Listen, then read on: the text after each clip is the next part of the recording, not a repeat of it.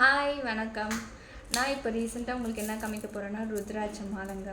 இந்த ருத்ராட்ச மாலையாக இருக்கலாம், பெண்டலம் சொல்லுவாங்க, எது வேணாலும் எடுத்துக்கலாம். உங்களோட மனம் வந்து ரொம்ப ஒரு ஸ்ட்ராங் ஆர் ஃபோக்கஸ்டாக இருக்குது அப்படின்னு வச்சுக்கோங்களேன், கண்டிப்பாக உங்களாலையும் பண்ண முடியும். ஜஸ்ட் இதை நான் ஃபோக்கஸ் பண்ணி இப்படி பிடிச்சிட்டு தான் இருக்கேன், வேறு எதுவுமே நான் பண்ணலை. அது ரொம்ப லாங்காக இருக்குது. உங்களுக்கு நான் பெண்டலமே எடுத்துகிட்டு வரேன். ருத்ராஜ் ரொம்ப லாங்காக இருக்குது, வெயிட் பண்ணுங்கள். உங்களுக்காக ஆக்சுவலி சைஸ் வந்து லாங்காக இருந்தாலும் நல்லா காமிக்க முடியல. இது பெண்டலம்னு சொல்லுவாங்க. இந்த பெண்டலம் வந்து எப்படி யூஸ் பண்ணிட்டு இருக்காங்கன்னா, முன்னாடிலாம் தண்ணி எங்கே இருக்குதுன்னு கண்டுபிடிக்கணும்னா இதை வச்சாங்கன்னா அது காமிக்கும் அப்படின்னு சொல்லுவாங்க. நானும் புக்ஸில் தான் படிச்சிருக்கேன், அதுக்கப்புறம் ஆன்லைனில் பார்த்தேன். அப்புறம் எனக்கு தெரிஞ்சவர்கிட்டேருந்து நான் அதை வாங்கினேன்.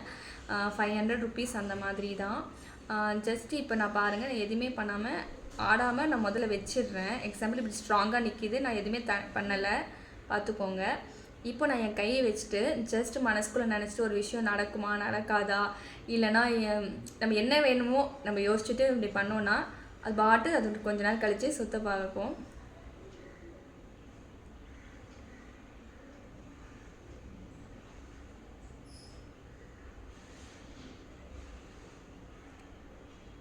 இப்போ ஆக்சுவலி நான் ஒரு விஷயம் நினச்சேன்னா அது என்னன்ட்டு சொல்லி ஆன்டி கிளாக் வைஸில் சுற்றி காமிக்குது.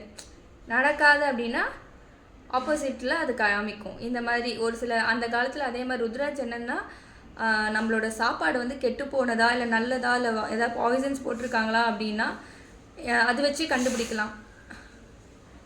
ஆனால் எனக்கு சொன்னவங்க அப்படி தான் சொன்னாங்க. இப்போ நான் எதுவுமே பண்ணல, அது பாட்டு அது ஒரு பாதையில் சுற்றிக்கிட்டு இருக்குது. ஸோ இந்த மாதிரி தான் ருத்ராஜியுமே.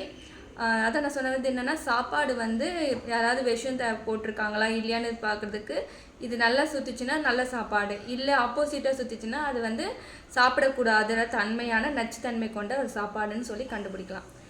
ஸோ நீங்களும் இந்த மாதிரி ட்ரை கூட பண்ணலாம். இது ஒன்றும் இது கிடையாது. மனமை ஒருநிலைப்படுத்தி பண்ணோன்னா யார் வேணாலும் இந்த ஆப்ஷன்ஸை பண்ணலாம்.